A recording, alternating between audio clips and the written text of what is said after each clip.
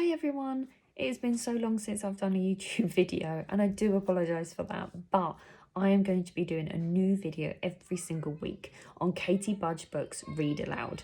I'm going to be doing a combination between my stories and stories that we absolutely love to read in my family, and I'm going to be doing a combination of bedtime stories and stories you can listen to at any time of the day. So today we are starting with One Snowy Night by Nick Butterworth. This is definitely one of my favourite books and one of my favourite authors and illustrators. So if you've got a copy of the book, go and grab it and you can listen along with me. And if you have a book that you'd love to hear me read, please just give me a message and I'll see if I can do it for you. And if you would like a shout out for your little one, just leave me their name and I'll do that too in the next video. I hope you enjoy listening to this one. Thanks guys, bye. It's cold in the park in winter, but Percy the park keeper doesn't mind. He puts on his warm coat and his big scarf and wears 2 pairs of woolly socks inside his Wellington boots. Percy likes to be out in the fresh air. In the middle of the park, there is a little hut. This is where Percy lives. When it gets too cold to be outside, Percy goes into his hut, where it's cosy and warm. The animals who live in the park all know Percy's hut. Every day he shares his lunch with them. One winter's night it was so cold it began to snow. Great big snowflakes fell past the window of Percy's hut. "Brrr," said Percy. "I think I'll need an extra blanket tonight." He made himself some hot cocoa and got ready for bed. Suddenly, Percy heard a tapping sound. There was somebody at the door. Now, who can that be at this time of night? Thought Percy. He went to the door and looked out. There, on the step, was a squirrel. It looked very cold and miserable. "I can't get to sleep, Percy," said the squirrel. "My bed is full of snow." "Oh dear," said Percy. "Never mind. I've got plenty of room for 2. The squirrel snuggled down next to Percy and soon began to feel warm. Knock, knock. It was the door again. Now who can that be? Thought Percy. Standing outside were 2 shivering rabbits. "It's freezing," said one rabbit. "We're frozen," said the other. "You poor things," said Percy. "Come in and warm up." The rabbit squeezed into the bed next to Percy and the squirrel. There wasn't much room. "Could you face the other way?" Percy asked the squirrel. "Your tail is tickling my nose." Knock, knock. "Oh dear," said Percy. "Now there's someone else at the door." It was a fox.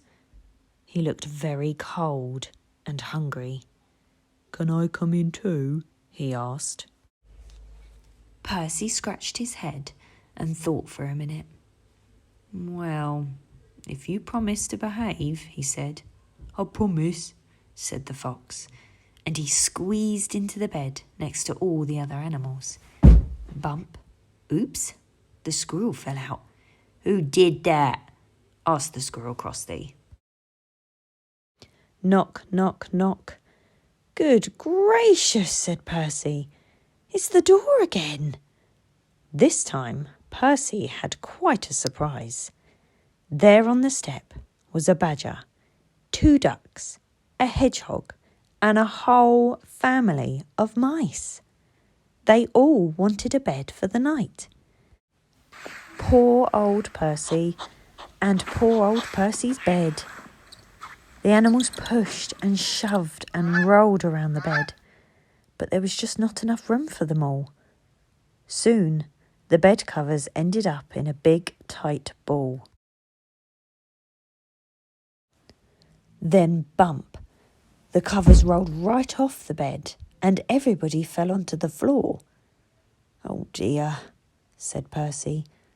"This won't do at all. My bed is just too small." Suddenly, one of the mice pricked up his ears. What's that noise? He squeaked.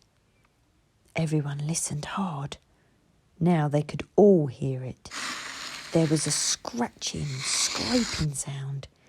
It seemed to be coming from underneath them. There's something moving under the floor, whispered Percy. The animals looked frightened, and the mice all started to squeak at once. Oh dear, what can it be? It might be a monster with fierce claws and sharp teeth. The noise grew louder and louder. Then one of the floorboards began to move. Look out! It's coming up through the floor. Suddenly there was a loud creak. Help! Cried the animals, and they all ran to hide. But Percy wasn't frightened. He started to chuckle. Then he laughed out loud. A small, dark head was sticking up through the floorboards. This isn't a monster, said Percy. It's a mole.